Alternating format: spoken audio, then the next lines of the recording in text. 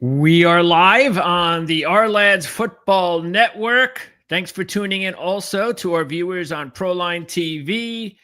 We are being joined by Ourlads Senior Draft Analyst Dave Syvertson for our very first opportunity to dive into the 2026 NFL Draft. Can't believe we're saying that already, Dave. I can, because I start this process in May of 2025, and I know by this time of year, there's a lot of fans from a lot of teams already looking to the draft because this season is all but over. I'm looking at teams like the Giants, even the Saints off their first win, the Jets. I mean, they are now back into, hey, what are we going to do for next year's squad? Because this year already looks like a wash.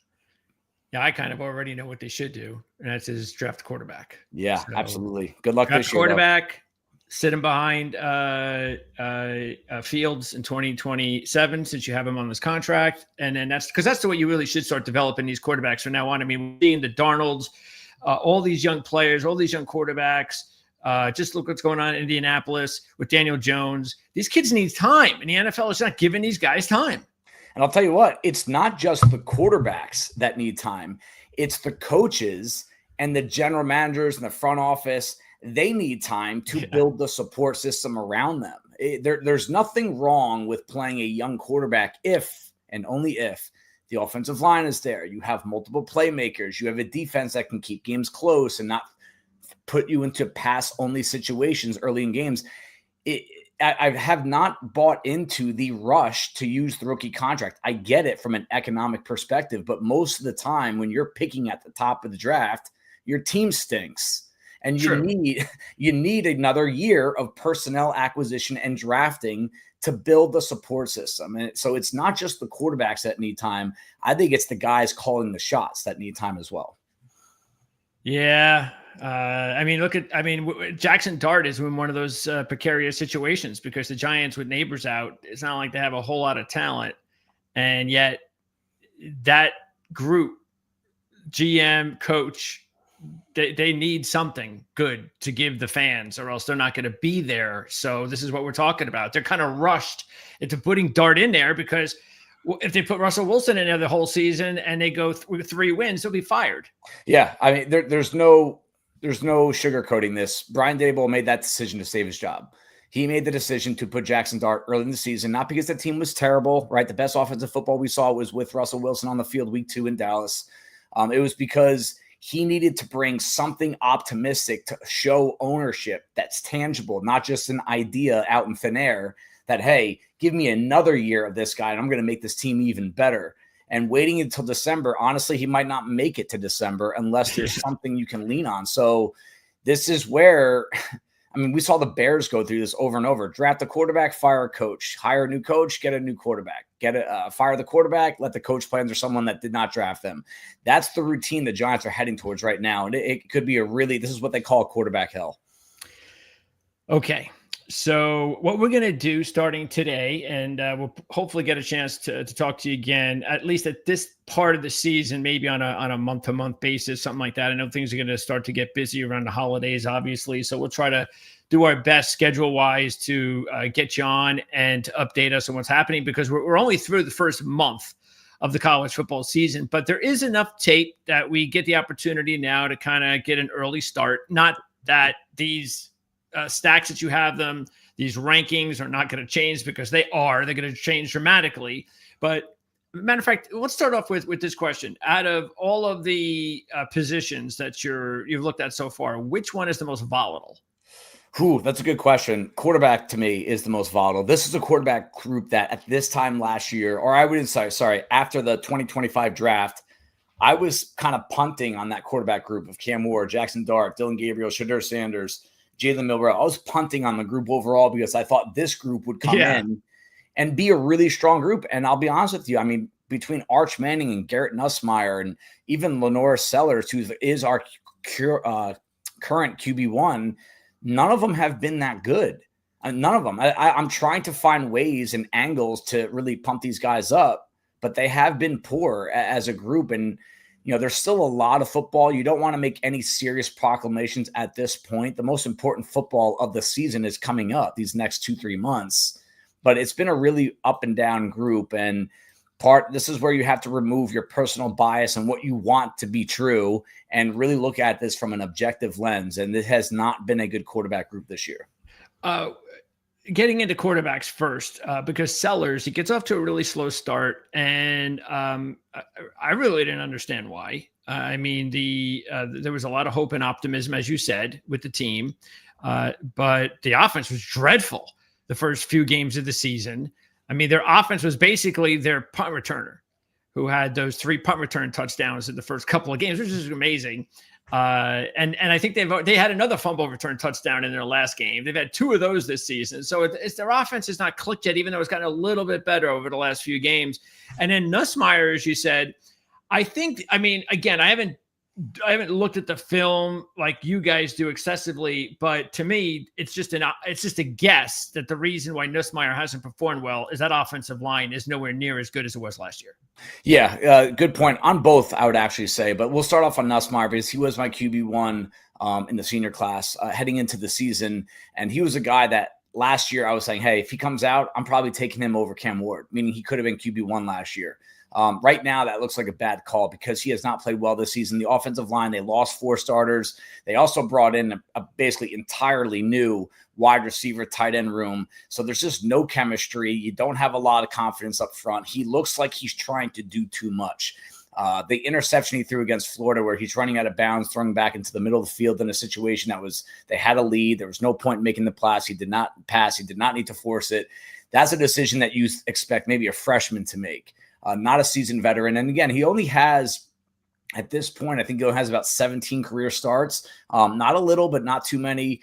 You could see why he's making these. But I think part of why you like Nussmeier is he is a quarterback coach's son, the offensive coordinator for the Saints. He's been around the game for a long time. He's a smart kid, and he's making dumb decisions and bad throws. And, he really has not really been able to highlight his best trait, which is in between the ears. He's not big. He's not fast. His arm is okay.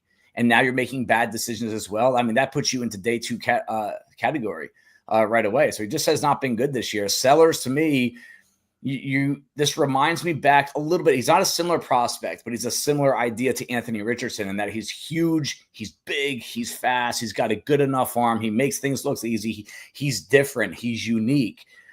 He shrugs off defensive linemen, defensive tackles as if they were defensive backs trying to bring him down. There's a lot of things he can do, but he lacks polish.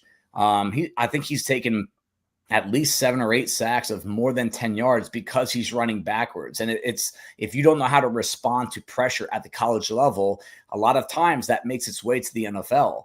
So right now, you might tell Lenore Sellers to go back to school next year if he keeps this up because – I mean, I think he's got 7 touchdowns or 8 touchdowns in 4 games. He's already got a concussion week 2 or week 3.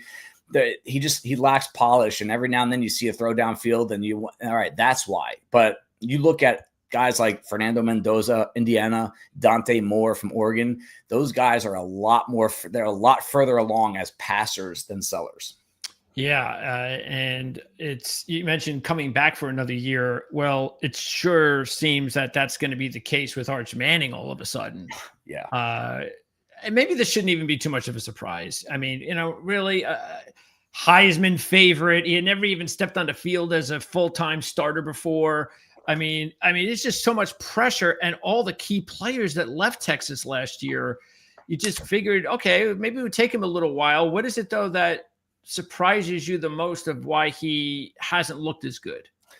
I think in a perfect world, we're not swayed by a last name. But the best evaluators, the best coaches, the best guys in media, they're swayed by the name. If the kid's name is not Manning, nobody would have talked about him prior to this season. Not one person. But because of it's Manning, because he showed a little bit in his 2 starts last year. I mean, has a guy that has started 2 games at quarterback ever been a Heisman favorite the next season? It's crazy. So it is. And I fall victim to it. I'll admit it. I do think I kind of bought into some of the highlights that we saw last year and the last name, the 5-star recruit. He is a dual threat, but I saw it right away in the Ohio State game. He gets nervous. He gets jumpy. He loses his mechanics. His release looks different this year. He's missing throws by 5-6 yards that an average quarterback can make on a routine basis. There's something not clicking with him internally. And again, it's okay. The guy has 7 starts to his name in college. I mean, let's not put too much on his shoulders too early. But to me, I actually put this in the Ourlads newsletter that went out yesterday. I'm done talking about Arch Manning in the 2026 NFL draft. Yeah. There's no shot he's coming out. So let's just put him to the side. I took him out of the stack that I sent to you for the show. He's no longer, he'll probably be in the Ourlads top 32, in the top 5 quarterbacks, because we sent that in a few weeks ago. But to me, he's no longer a factor this year. I mean, his tools are obvious. Yeah, I mean, absolutely. you see them, you see the other quarterbacks that he's going up against, and you go, okay, yes, he's got the best tools potentially in the group. We get it. But yeah, I mean, he even admitted it, said it after, what was it? Was it Archie that was the one that proclaimed that he'd be coming out? I mean, the fact is that he just needs time. And what is wrong with giving these guys time? They need more time in college and more time in the pros. Yeah. Everybody wants to rush these guys. It's not basketball. Okay. This is football. These guys need time. Yeah. And I think it's his 3rd year. So he's draft eligible. So you just assume that these guys, 3rd year draft eligible, top quarterbacks, 5-star guys with the last name Manning, this is the year they come out. But he redshirted his first year. He was not a starter last year.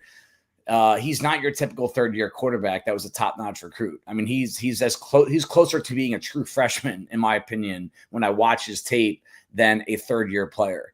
And because of that, and because there have been pretty strong rumors that he was going to be a 4-year kid in college no matter what, it's just not the time to really talk about him as an NFL draft prospect. I know it's a hot name, but it's just obviously not the time to talk about him. Okay. So, and I think we got the answer to our question of why when Quinn Ewers was banged up last year, especially like in those big games at the end of the season, why they didn't play Arch Manning. Because that was one of the questions. It was like, well, maybe he knows something we don't about whether Arch is actually ready to play. Yep. So, all right. You mentioned a couple other names. Mendoza is a big name. And of course, because he played at Cal and then plays now at Indiana, even though Indiana is getting a lot more notoriety at this point, the fact is he's still an unknown. It's kind of a quick kind of who's this guy. I kind of feel sorry in a way for Justin Wilcox. He finally had a quarterback stud and he leaves, but he's got a nice little true freshman quarterback. He does. That's off to a good start. Yeah. So he's okay there. But yeah, Mendoza and more. This is going to be a big game coming up this Saturday where 2 of your top quarterback prospects right now will be going head to head. Yeah, I mean, Mendoza had 16 touchdowns last year at Cal. He's got 16 already for Indiana. He's had the ironic part about him, and this gets overlooked in quarterback evaluation a lot, is that there isn't a sexy element to him. He's got the NFL body. He's going to measure in around 6'5", around 225. It's a great frame, especially with all these small quarterbacks coming out now. So that there's a Jared Goff, Sam Bradford type feel to his tape, in that he doesn't make mistakes. He can make all these short to intermediate throws. Every now and then you'll see a big time throw on tape. He's had a couple this year, but I think we get too obsessed with tools and talent, the Lenore Sellers type potential, and you kind of overlook guys like Mendoza, where he gets the job done. And now we'll see if he does this in a huge game this weekend. And Dante Moore is kind of on the other side. He's a little smaller. He's a little leaner. I think he's going to measure in around 205, which is pretty small for a quarterback, but he's got a really smooth release. He's got a great arm. He can make all the throws, hit some adversity in his early days at UCLA. Now we're seeing a better version of him. We've seen this with Bo Nix. We've seen this with Jaden Daniels. He's got Cam Ward, these guys that level up and they get better because of the situation they're in. And that, to me, Dante Moore he really impressed me against the Penn State defense, not just because of the win or the stats or the throws, the toughness. I mean, he took some big hits that I don't want to see him taking, but he showed a competitive nature to him that I wasn't sure if he had. I didn't want to say he didn't have it. I just hadn't seen it to that point. And now that kind of puts another check in his box. And again, a guy that really does not have a lot of experience, but experience can get a little overstated. Know who has a lot of experience is the guy that was on the other side of the field, Drew Allar. I think he's got 34 career starts now, and Dante Moore, I think, is sitting right around 10. And Dante Moore looks a lot more polished, a lot more calm in the pocket, goes through his reads and his progressions with a lot more cohesion with his upper lower body. if he stays on this trajectory, Dante Moore could be the quarterback one in this class if he wants to come out. He does that have that kind of ceiling. Yeah, with Drew Aller, I think a lot of it has to do with coaching, and this is what happens in college. You don't get the proper coaching, and then you get to the NFL, and again, it depends on where you go, because sometimes you don't get the good coaching in the NFL as well. We know that, but if he lands in the right spot in the NFL, I think, with the right guy, I think he still has really good traits to be a really top flight quarterback. What I also love about Drew is his ability, even though he hasn't won the big game along with Franklin. I think that's more coaching. I think he has put his team in position at times, even against Oregon. They had the lead. Defense couldn't stop him. And I love how when it gets to crunch time in these Penn State games the last year and a half, to see him play, he actually does play really well. Now, does he make a mistake here or there when the game is tied and it's on the line? Yeah, he's been prone to do that. I get that. But he's also been prone to and show the ability to rally his team very quickly. And he uses legs too, which is something that I think is also important at the next level. So I think he has got a lot of good traits. I just think that and I think we saw it last week as well, even though Jim Knowles is supposed to be, one of the big, if not the best defensive coordinators in all of college football. I mean, you lose Rojas, and all of a sudden you can't stop anybody. So I don't think they're getting the right coaching at Penn State right now. Yeah, I agree. I think that coaching staff is a ticking time bomb, and you kind of heard that in the press conference after the UCLA the game. It sounded like he knew he was on the way out, and it was James Franklin. You watch his demeanor from his interviews 5 years ago and watch him now. It's a completely different guy, and I think it's time for a new era, a new tenure, a new coach to come in. It's not going to help Allar's situation, and unfortunately, this is a kid that was the number one recruit coming out of high school, and he set records at Penn State early in his career for not turning the ball over. I think he set a new record for the most amount of passing attempts to start off a career without throwing an interception. He crushed RG3's record by, I think, over 100 attempts. Protects the ball. He's big. His highlights to this day, they still are like, ooh, there it is. Yeah. There's the Josh Allen comparison. He's 245 pounds. But there are elements to his game that don't look good. The footwork, the clunkiness, the lack of balance, and he misses easy throws, and maybe it is coaching. The kid has talent. But no matter what they do with that coaching staff, Allar is going to have to probably enter the NFL as a day 2 pick, and which might actually help him. Yeah. There won't be expectations. That's You're right. not going to rush him onto the field. Yeah, he can't be rushed. That is one quarterback that cannot be thrown to the wolves. Yeah. So, I mean, you're looking day 2, looking like a Tyler Shuck type draft slot, the 40th overall pick to the Saints. You're not going to have to start him. Let somebody else do their thing. That's a solid situation for a lot of teams. Give your front office, like I said, another year to build the support system, giving the coaching staff another year to properly develop him. But like you said, coaching matters, all levels, college and NFL. And there's a huge gap between the teams that do it well and the teams that do it poorly. What are you looking for? Like, did you get an opportunity to see the Iowa game, the Indiana-Iowa game? This past weekend? Yeah. I did not. Okay. Because that obviously, because I didn't get an opportunity to see it either because it was on Peacock. So It was like the only game I couldn't see. But that's one I'm sure I would guess you'd probably zero in on more than any other game so far, because he wasn't lighting up the scoreboard. Right. But it is an Iowa defense, and that's what you want to see. Like you were saying, now Oregon's defense, we know it's top notch. So I think it's okay that we skip the Iowa game, because he's going to get another opportunity in front of everybody to really see whether or not he can do it. But is there something about his game that you think NFL general managers, head coaches are really looking at and saying, yeah, this is why I want to draft Mendoza? Is there an element to his game? He's accurate. Yeah. If you look for bad throws on tape, you're going to have a hard time finding them. And I wouldn't say that about Sellers. I wouldn't say that about Nussmeier or Allar or Cade Klubnik, Carson Beck. I mean, you can find really bad throws. When I cut these guys up and I create filters for myself with my film, I make a filter of plus and minus, meaning really good throws that I want to go watch again down the road, and really bad throws. And Mendoza, I mean, it's usually like, let's just, on average, I would say the good throws, I want to come back and watch it again. It's usually twice as many as the bad throws. So 10-5, let's say, for quarterbacks at this point of the year. Mendoza is probably 10-2, 10-1. I mean, he really does make a lot of good decisions, but he's an accurate ball thrower. He knows how to get the ball out on time to make up for a pretty average arm. It's okay to not have a Josh Allen type arm as long as you get the ball out on time and you can put it where you want to put it. And I think that is what is going to be attractive to the NFL in regard to Fernando Mendoza. Okay. Yeah.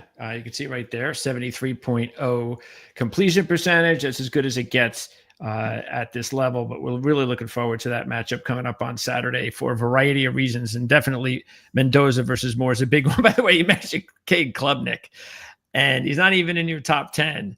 And look, and we're going to get into another couple of Clemson players as well. Might even be a good segue to this, because I had spoken to Phil Kornblut from the Sports Talk SC network covering the Clemson Tigers, South Carolina football. And he told me about, how much these guys have struggled, including the players up front on defense. We're talking about TJ Parker, Peter Woods, and Klubnik, and then how this bye week could have come at the perfect time. And they still could have an opportunity to reset. And they came out against North Carolina, and then they looked like the old Clemson. Bang, bang, bang, bang. I think it was first 22 plays, they scored 35 points. Now, maybe that was just a week. It was North Carolina, but Klubnik kind of looked like the Klubnik that we expected. So he still has time. He does. 22 of 24, 4 touchdowns, no interceptions. It seemed like they dumbed down the offense a little bit, though. 5.6 average yards per target. Basically, he's thrown the ball about 5 to 6 yards on average down the field. Yeah. Lowest number of his career. Yeah. It was just a lot of short passing. They overmatched an awful North Carolina football team. And again, feather in the cap, this will be a positive for Cade Klubnik's draft profile, but I'm not going to overreact to it yet. I'd like to see him have a little bit more success throwing the ball down the field, and honestly just playing against a better defense. But sometimes it just takes a performance like this against a bad team to just prove to someone they can look in the mirror and say, like, hey, I can still get the job done. I'm still a pretty good quarterback. And yeah, I mean, Klubnik is not one of my top 10 quarterbacks in this group. And I put some guys in there that are simply just playing better this year. And I think they have pretty average, similar tools to Klubnik. But, obviously if he keeps this up and Clemson wins a few more big games down the stretch, he could put himself back into the top 6, top 5. I just don't think he's a few guys were saying he had number 1 overall potential. Yeah. I think that ship has sailed, but that does not mean it's over for him. He still has a shot, in my opinion, at being a day 2 quarterback next spring. And he's got a lot of experience, and we know that counts big time in the NFL nowadays. Because he could end up being even a 4th or 5th round draft pick, but that's okay. You got a lot of experience. Look at Gabriel; he's starting already. Yeah, so that's not a surprise. We talked about that. That look out for the guys with the experience in the draft. Not necessarily the ones that were drafted early, like a Shedeur Sanders, who we thought was going to get drafted early. But that's, of course, a completely different whole different story. Yes. Speaking of Clemson players, then, speaking of Parker and Woods, how surprised are you? Because that was one of the reasons why a lot of people, including myself, thought Clemson, they were bringing back just about everybody from last year's team. There wasn't this transfer portal influx of just, we just talked about what happened with Nussmeier and LSU and how that is affecting them. No excuses there. And yet these guys have not come through. So how surprised are you that especially 2 guys as gifted as Parker and Woods have played as poorly as they have, or quietly so far as they have this season? I would say Peter Woods is probably the biggest surprise of the draft class to this point, in the wrong direction. He's got 6 pressures on 140 pass rush attempts. That's less than 5% win rate. He's at around 10%, which is a pretty good number for a defensive tackle last year. And it's not just a numbers thing for him, especially when you play defensive tackle. You got to watch the tape on these guys. How often do they get double teamed? But he's not playing with good pad level. He's not playing feisty football. He's not winning in secondary moves. He's not making plays away from the ball, which is probably the biggest surprise, because last year's tape, that's what he was doing at a high level. And This year, they've put a lot more emphasis on him being like an interior player only. And if you look at his earlier career, his freshman and sophomore seasons, he was playing outside. They were moving him around like a chess piece along that defensive line. And I think that's where he shined brightest. And now they're trying to really force him into an Ed Oliver type role at Clemson. He's just not getting it done. And he's missing tackles. I would even think there's some questionable effort there. I came into the year saying this is Mason Graham, but more talented. I mean, how dumb does that look now? I mean, I think I don't want to spoil John Cooper, who's in charge of defensive tackles for Ourlads, but I'm pretty sure he said he had a 3rd or 4th round grade on him. Wow. And this is a guy that would have been the 3rd or 4th overall pick if you asked me in August. I mean, that's a significant drop. I mean, some people say that players don't improve or subtract from their draft grade, their draft outlook more than a round or two during the season. I don't completely buy into that. I never have. But Peter Woods probably lost 3 rounds in his draft grade from the start of the season to now. And, he could make up for it. Again, we want freaks on the defensive line, and he's a great athlete, but it has not transferred to production on the field yet. And Parker is another one. I mean, if you look at the numbers from last year, and then this year, matter of fact, the transfer from Purdue has played better than he has. So I don't know what's going on with Parker. And speaking of the defensive front and your early stacks, we can kind of get into the edge rushers because we're going to talk about some positive players in just a minute. I also want to let everybody know, because I know we already have a question. We are going to answer all of your questions in the last couple of minutes of this video. So hopefully you can stay tuned and we'll get to those. But yeah, how disappointing is this? Yeah, not as disappointing as Woods. I mean, he's got 15 pressures. The pressure rate's above 10%. Again, that's a number you don't want to see anyone go below as a defensive end. You got guys in the 20-25% range this time of year.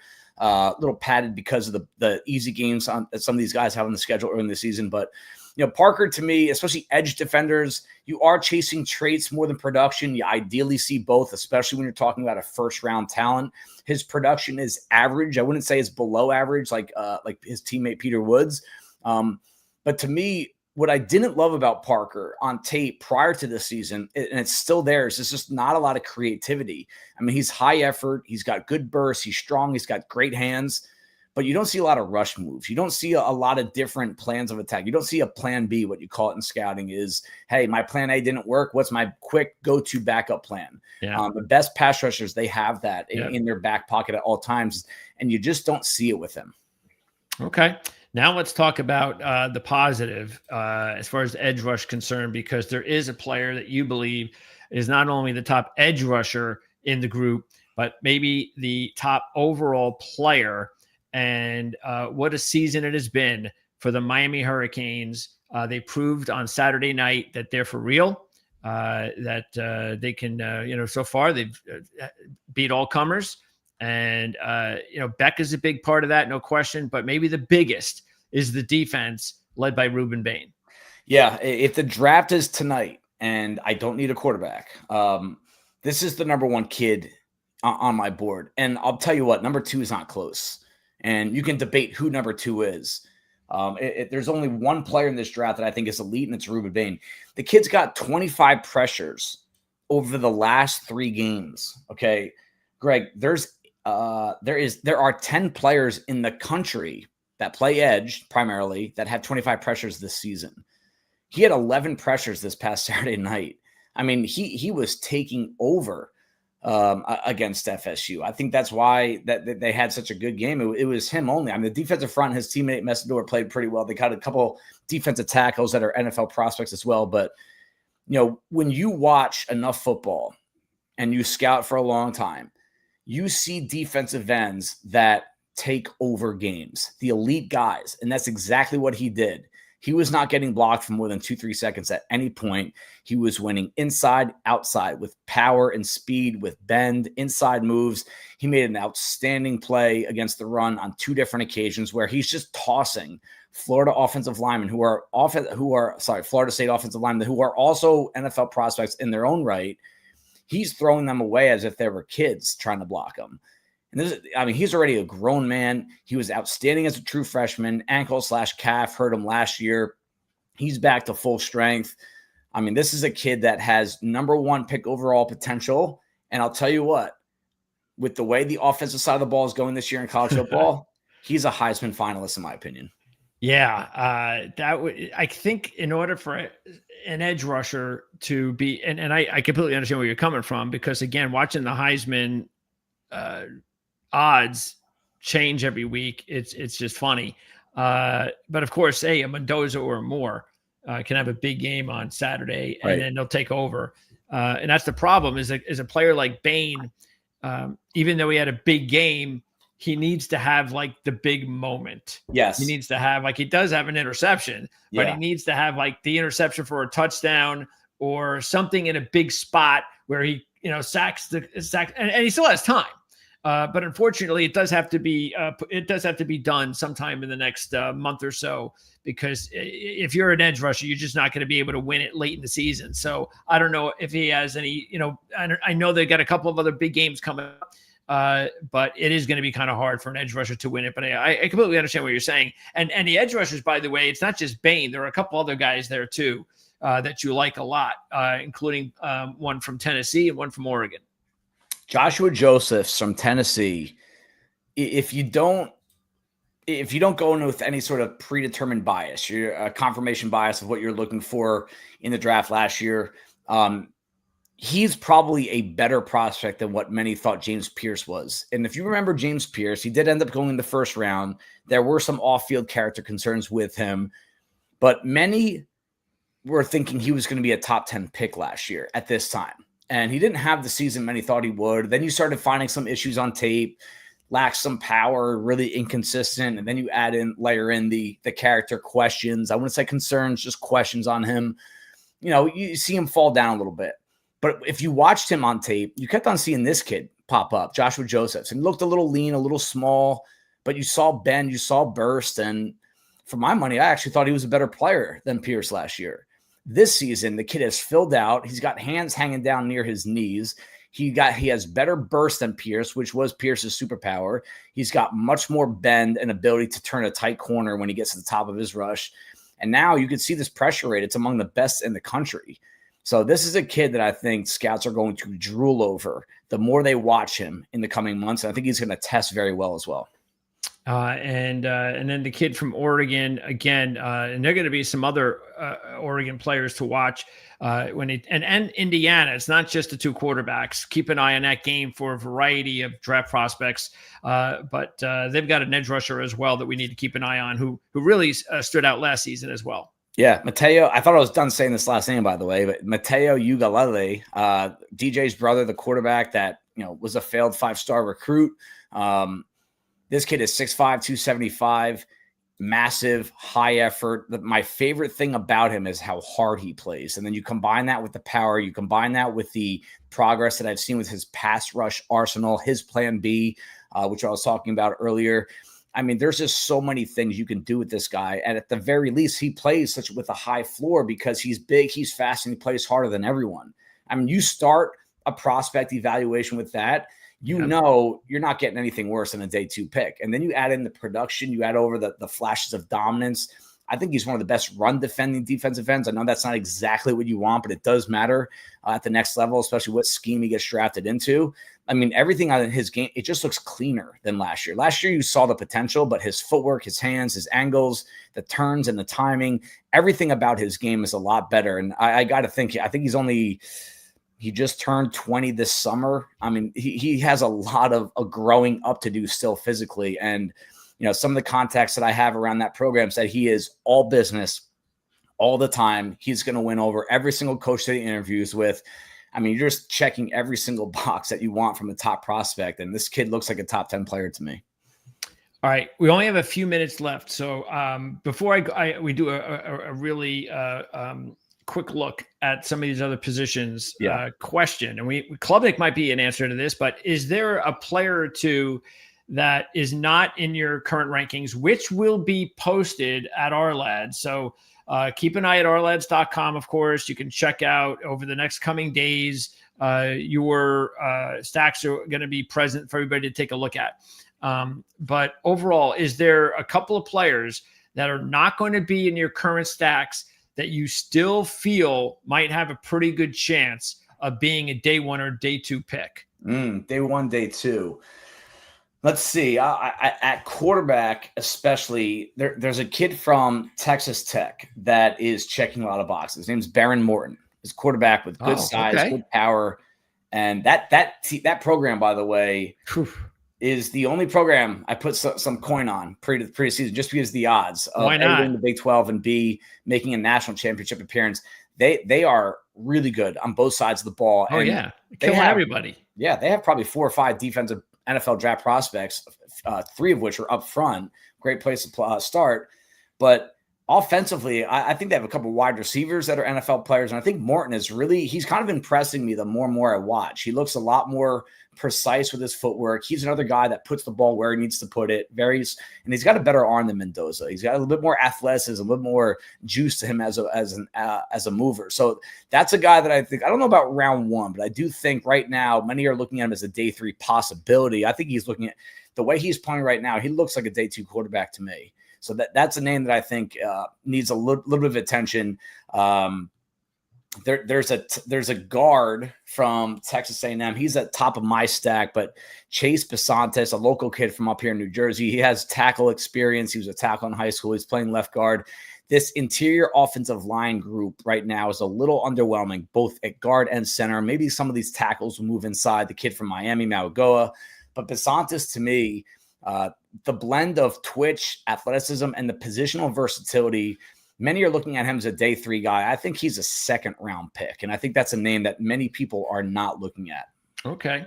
And taking a look quickly, and we will go more in depth on some of these positions, obviously, because we have more than enough time between now and the draft. So that's why you want to subscribe to the Ourlads football channel. Definitely do that. You could also subscribe over at ProLine TV. Either way, you can catch these videos on both channels. But just quickly, the running back position, I should tell you, and this is just based on my inside information from my Penn State, because we do a Penn State postgame show at ProLine TV, and we got 2 Penn State guys, and they've said without question that Katron Allen has completely overplayed Singleton this season. Yeah. You just can't figure out what's going on with Singleton. Man, I really want to like Singleton. And I think when all said and done, Katron Allen is definitely the better football player right now at the college level. I don't think there's any denying that. When you're looking at the NFL draft, what the NFL is looking for, Singleton is just a much better athlete. He brings big play potential, but I feel like we've been talking about big play potential with him for years. I mean, he had a historic freshman season, and then from there, he just has not gotten better. He does not have feel. If you want to know what it looks like for a running back to be talented but not have feel, watch Singleton play football. He just does not anticipate. You see him, you could see the cutback lanes watching from broadcast, and he just doesn't see it. He's kind of this like a tunnel vision type guy. But one thing I think that goes in his favor is I do believe he could be a significant pass game weapon at the next level. And I think NFL teams are going to look at that size, the speed, and the pass game impact. And I do think he's going to get drafted above Katron Allen, unless Allen tests a lot better than I think he will athletically. Okay.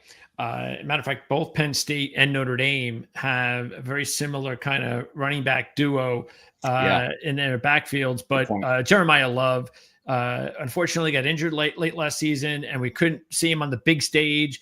I still think Notre Dame right now is a playoff team, and they can get to the playoffs, especially the way that this season's going. They can win a national championship, and hopefully Love will be healthy and he can prove himself with everybody watching. How good could he be? Definitely first round material. How high in the first round?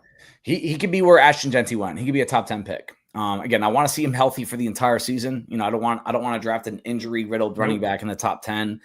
But if he stays healthy this year, I mean, even some of the pass game impact that he's had this season in recent weeks, and he's just so dangerous in space. And he runs it with a couple different gears. He's got great feel, great vision. He can break tackles.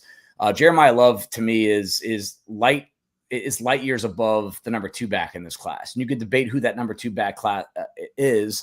100%. But a lot of these teams in the NFL, they're starting to kind of come back to the running backs. They're kind of coming back to how Thank valuable goodness these guys can be. Yes. And I've never gotten away from it. I'm going to die on that hill. I think running back is an extremely important position. It's just, I understand the volatility because of the injury rate. And I understand it's not a position you want to overpay in free agency. But pretty sure Philadelphia and Baltimore are happy with what they did. But Jeremiah Love, to me, is that kind of back. He can be a true number one Bijan, Ashton Genty, Saquon Barkley type back at the next level. Yeah, and big game coming up, USC and Michigan. Keep an eye on that one. Of course, Justice Haynes is your number 2 back. And also keep an eye on Wayman Jordan for USC. I mean, that kid came from the JUCO ranks, as I believe he was the top prospect, top JUCO kid. And I was getting a lot of, from a USC guy, a lot of hype. And he sure looks the part. So I don't know if he has another year of eligibility yet, but he might just be ready to go pro if he continues to have a big season. So check out the USC-Michigan game on Saturday night, everybody, for a variety of reasons, but definitely 2 of the really fun running backs in the country right now. Yeah, and that's definitely going to be the running back position. You're going to see whatever I have right now. You're going to see a lot of changes between now and even the end of the season, let alone the draft process. Hey, who's coming out, who's not, who has the eligibility, who's not. But, that group from 2 to 9, that you can interchange all those guys right now. There's really not a lot of separation in that group. And then at wide receiver, I mean, this is going to be a really good draft. If these kids, I mean, if they all come out, I don't know if they all will, but they probably will. They're that talented. Probably looking at maybe, would I be crazy to say that your top 5 receivers right now are all potential top 20 draft picks? Let's call it top 30 at this point. But I'll tell you what, in this draft class in particular, where you just don't see a lot of round 1 talent. Yeah, that's the thing. Yeah. Yeah, I wouldn't be surprised to see these guys in the top 20. And what I like about that top 5, that they're very different players, they're different prospects, they're different flavors of wide receivers. So depending on who wants what and who's actually picking in the top 20, I mean, I see Chris Godwin in Jeremy Bernard from Alabama, just an automatic, big slot if you want to put him there. You can play the outside if you want. Mekhi Lemon, to me, the tape, he has the most impressive tape this season. NFL draft prospects. He's going to measure in a little small. I don't know how fast he is. Jordan Tyson plays the cleanest game. I think he's the best contested catch guy in the country. Yeah. Carnell Tate is just clean. I mean, he's Emeka Egbuka caliber clean. Different player, different position. Egbuka does a lot in the slot, but I just trust these kids come from the Ohio State program. And he's played a lot of good football over the past couple of years, but you just don't get a lot of looks in that offense because there's so much talent at running back, at wide receiver. But you watch his tape and you watch the plays that he is making, he's a round 1 wide receiver, no question. And it's a deep, we talked about the tight end position being deep last year. Yeah. This looks like another deep tight end class. Yeah. Yeah. I mean, and headlined with a Brock Bowers caliber kid in Kenyon Sadiq. I mean, this is a kid that almost didn't even play the offensive side of the ball in high school. They almost put him at linebacker DN because he's so aggressive. He's so physical. And I remember watching his tape over the summer. And yes, the yards after catch, the hands catch, the ability to use his hands as a receiver, the routes, how fast he is, all of that is positive. The most impressive element to me with him is that he's usually the most physical player on the field. He put Abdul Carter through the ground last year.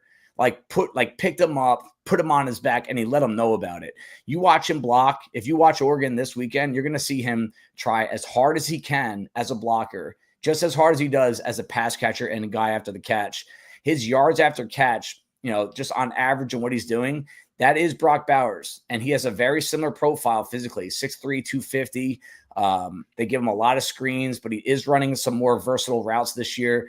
There's just check after check with him. And I'll tell you what, if you tell me right now, who do I think is going to be a better player 3 years from now, Kenyon Sadiq or Brock Bowers, I'm probably going Sadiq. So I think this kid is a top 10 caliber guy. What year is he? Is he 3rd-year sophomore? 3rd-year sophomore.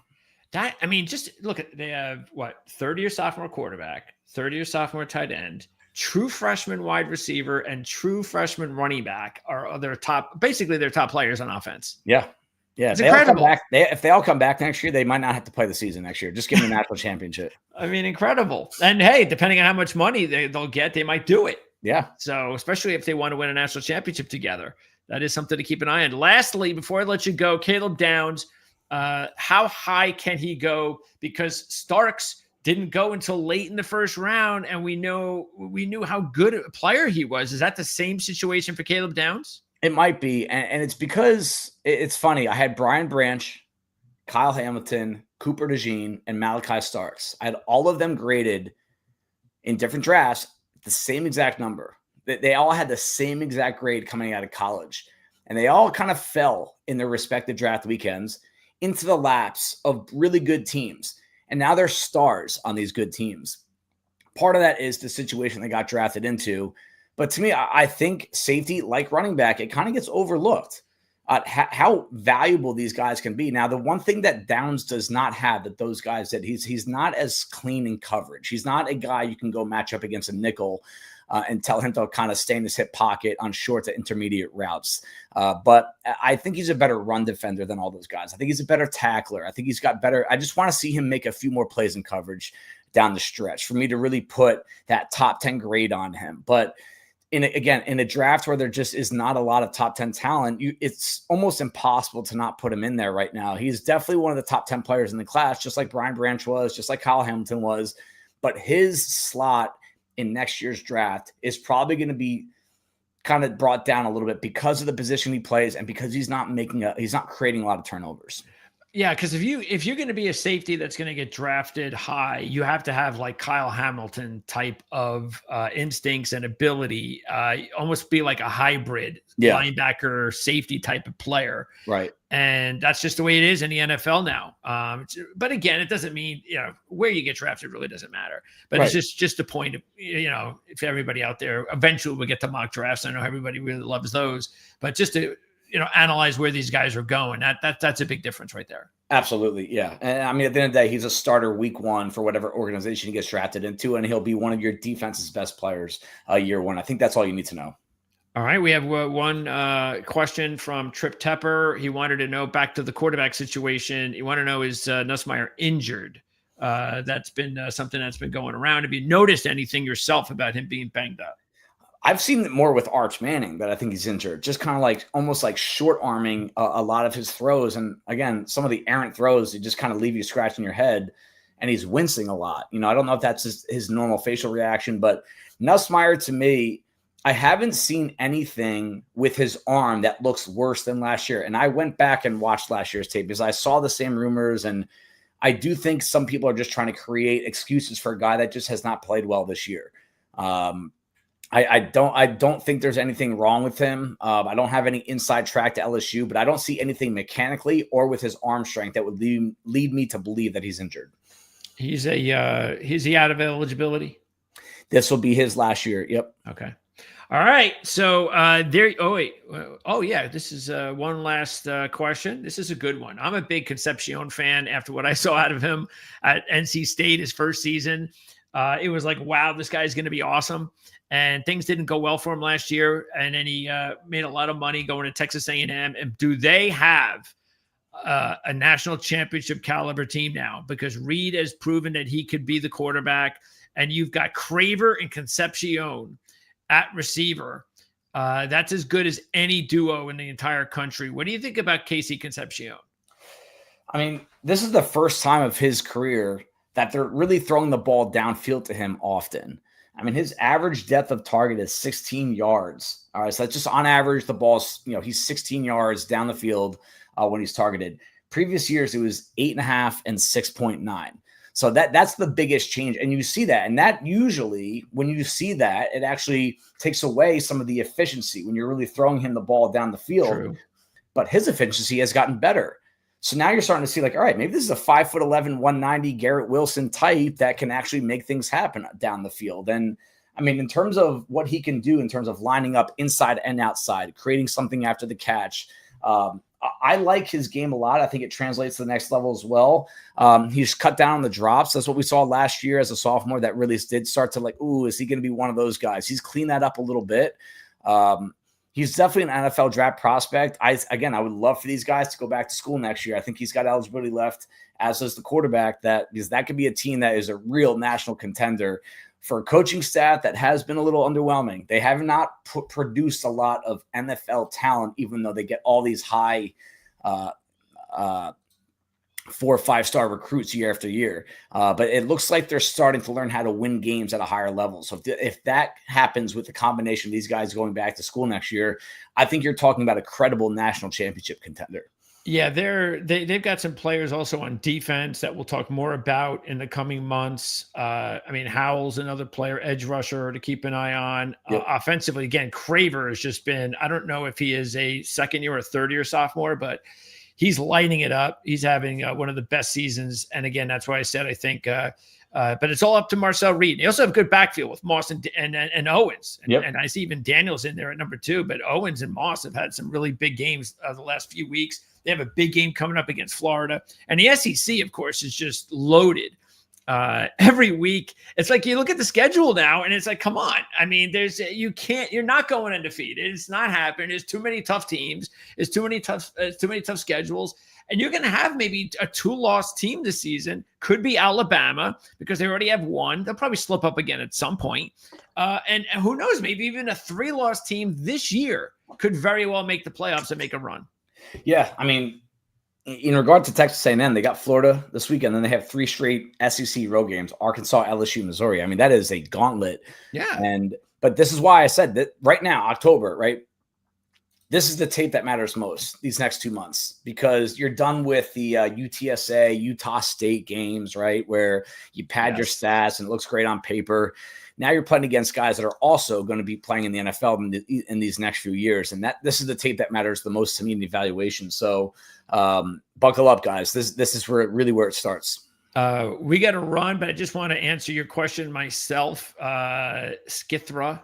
And that is the fact that Dave has Elijah right now ranked number 10 on his board. So big game coming up for Indiana and Oregon. You can check out Surratt. You can check out Cooper. You can check out everything we talked about with Oregon. And that's going to be a monster game for fans and scouts. So again, look out for Dave's rankings. And if you have any other questions or comments, you can put them also on the message board and Dave will get back to you. Doesn't have to be live. Just let us know what's on your mind, and we'll be there again to talk more about the draft in the coming weeks. We haven't scheduled one yet, but I'm sure we'll get something done, Dave. So it was great talking to you again. I'm looking forward to doing a lot more of these. You too, Greg. Thanks for having me on, bub. You got it. See everybody. Don't